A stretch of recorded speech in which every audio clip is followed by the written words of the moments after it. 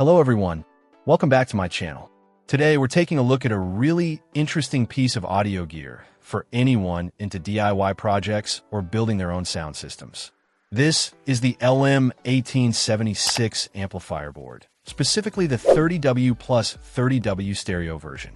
It's a popular choice in the DIY audio community for good reason. At its heart, this board utilizes the well-regarded LM1876 amplifier chip. This chip is known for providing clean and reliable audio performance, making it a popular choice among audio enthusiasts for smaller to medium-sized projects. Alongside the LM1876, it also incorporates the 4558 op-amp, which is commonly used in audio circuits for preamplification or buffering, contributing to the overall signal path and potentially refining the sound quality. The board is designed to deliver a solid 30 watts per channel, giving you a total of 60 watts for a 2.0 stereo setup. This kind of power is perfect for driving bookshelf speakers or building a compact home theater system. It's rated as a Class Theater Amp Dual, suggesting its suitability for stereo audio in a home entertainment context.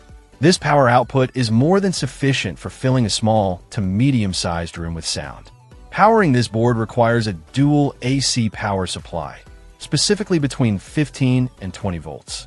This is an important detail to note for anyone planning to integrate it into a project. You'll need the right transformer and rectification setup if you don't already have a suitable power source. Using a dual AC supply helps the amplifier achieve its full potential and maintain good performance characteristics. Looking at the board itself, it comes in a distinctive green color, which gives it a bit of visual flair compared to standard PCBs. It's relatively compact and feels substantial for its size, weighing in at 183 grams. This weight suggests decent component quality and potentially adequate heat sinking for the LM1876 chips, which is crucial for amplifier performance and longevity, especially when driving speakers at higher volumes.